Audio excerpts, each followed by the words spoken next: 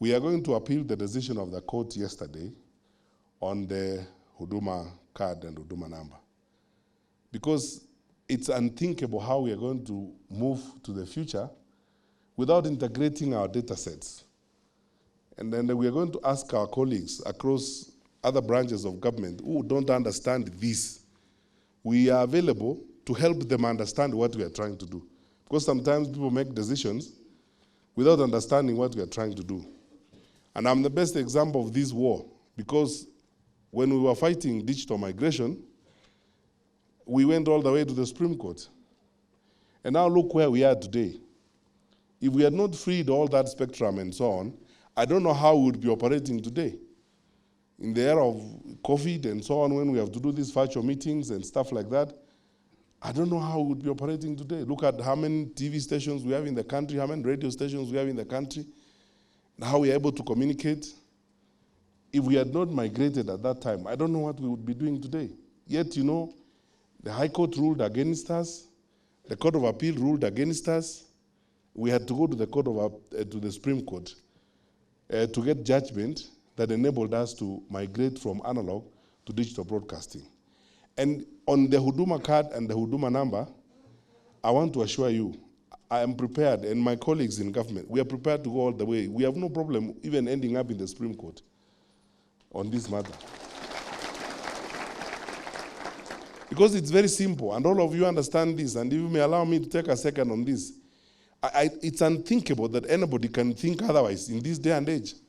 Because if we have data on your ID with the National Registration Bureau, we have data on your birth certificate, we have data on your PIN at KRA, we have data on your driver's license at the NTSA. What we are doing is bringing all that data together so that you are one person, so that you use one card and one number to access services. What is illegal about that? I don't know where some people live. Just go to some countries in the Middle East, the president of Estonia was here the other day, and it's amazing what she told us and what they're able to achieve in terms of technology. We cannot be the only country where you need a handbag to carry your cards, so that, you know, when you get to the petrol station, you remove your bank card. When you go to hospital, you remove another card. When you get to the airport, you remove another document. When you're going to check NHIF, you remove another card.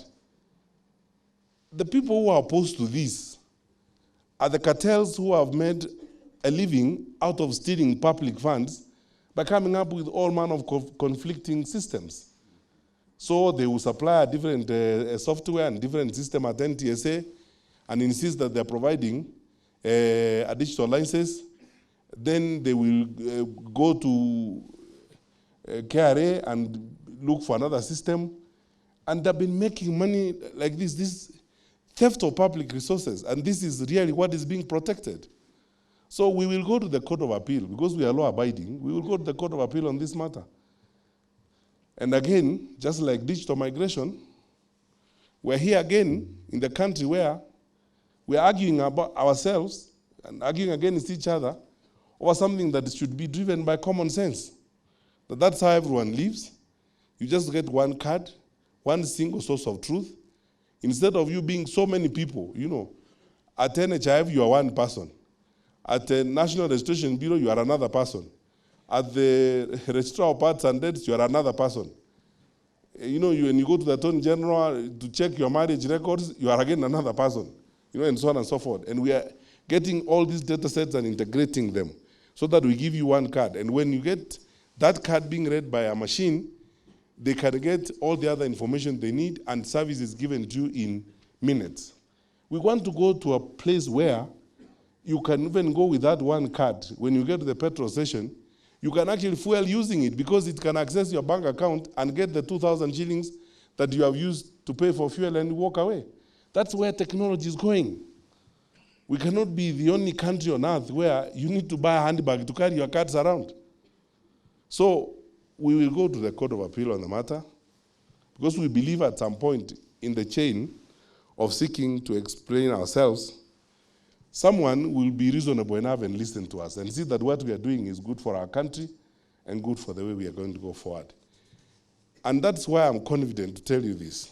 The PS and I and our colleagues in the security sector, We are working on a new system, which we will be inducting you on, where we'll be able to get information deposited in an electronic system in real time from wherever you are, as the ACC in Tharaka Nithi, if there's a crisis that we need to attend to. And then we can collect our resources in that region, and the RC can be able to coordinate, and the county commissioner very easily, so that we can serve our people. The intention is to ensure that we measure the amount of time it takes to respond to a crisis, so that we're able to serve our people effectively. So please update your knowledge and ensure that you are prepared for the next world. Finally, we are heading to the general elections. We'll talk more about this when we ask our colleagues in the media to take leave, but I want you to know this, that the stability of our country and the security of our people is our foremost responsibility. As administrators, we are not politicians. We work with politicians, but we are not politicians ourselves. So we don't deal with people based on their party affiliation or their creed or their allegiance. The only qualification you need to get services from us is just one. You are a citizen of our country and someone within our jurisdiction. We serve you. The party, your creed, your religious affiliation, your clan, that is your problem. And we don't come in those things. We serve people. We serve our Nanchi. I want to ask you, therefore, to be vigilant when you go out to your stations, to be objective, but also to be firm, to not bend to political pressure. I am aware, and let me say candidly here that I am aware, and some of my colleagues behind here, the regional commissioners know, the cases where, like in Eastern Province, where a governor or some politicians are trying to push us about our county commissioner. I hold this view. We do not dictate anyone on how they do their job, and no one should dictate us on how we do our job. County commissioners, regional commissioners, all of you people work at the pleasure of the president. And when the president has agreed and decided on our posting, that marks the end of the story. And it is that chain of command that decides deployment. We are not going to be manipulated and told, remove John from here because I don't like him and bring me Mary. That is not someone's job. That is our job.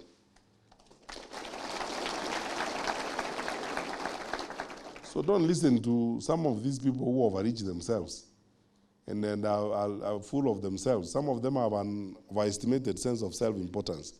And they will tell you, you know, oh, I will go to Arambe House and complain. They will come and talk to us, and we will give them a cup of tea and tell them thank you, goodbye. But we will do our job. We will do our job. None of our regional commissioners, none of our county commissioners, and none of our administrators to the level of the chief is going to be intimidated by anybody.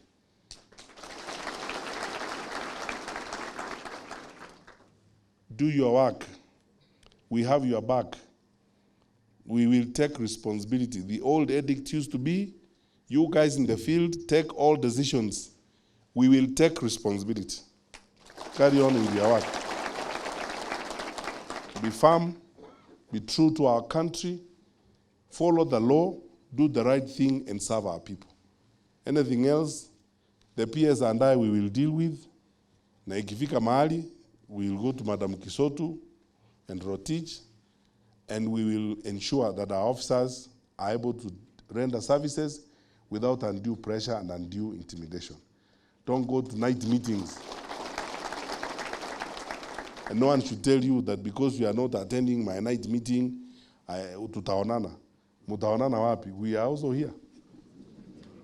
Hakuna kitu kama hiyo. Because the administrators, like you, are now new officers in the field, and some of you are starting when we are in the electioneering period. You may be facing situations like this. Take it from me. Our president is very firm. and resolute about the security of the country. I serve a president I'm proud of because he's patriotic, he loves his country, and is committed to serve his country. We too have taken that example. And we will do our work without fear or favor. So don't bend to any of those funny things. Do your work. Kirauni umevaa sio mchezo. Kirauni ya serikali na sheria na ni ya nchi yako. Kama kuna maneno, my good friends are here, the RCs, they will tell you, some of these good people have been in service for a while, they know a thing or two. Some people have threatened them before, and they are not there themselves today. And they are here still wearing crown. So do your work, let's be firm. What's important to me and to all of us is to serve our country. Honestly, fairly, objectively, and respecting our people. Let's love our people. Wherever you go as an SEC, the hallmark of a successful officer, get to know the people you work with, religious leaders, the local priest, local Nyumba Kumi people, know them, work with them. These are the people God has given us to work with. Do not be swayed this way, that way, and so on and so forth. Be a farm officer and be proud of it. Some of these people here, I've had occasion to work with them, some of these regional commissioners. People know them. I mean, the whole country, people know Natembea, ama namna gani. They know, they know Natembea is a farm officer. He's not mtu wa kucheza hivi namna hii. They know he's a farm officer. And they can't joke with the officers like that. They can't play games with Esther because she's a lady. They know she's farm. And when they will come to tell us things, we'll give them a cup of tea and welcome them as Kenyan citizens and leaders. And at the end of what they have said, we will tell them, thank you, have a good day, and let us continue with our work. Thank you, good people, and God bless you.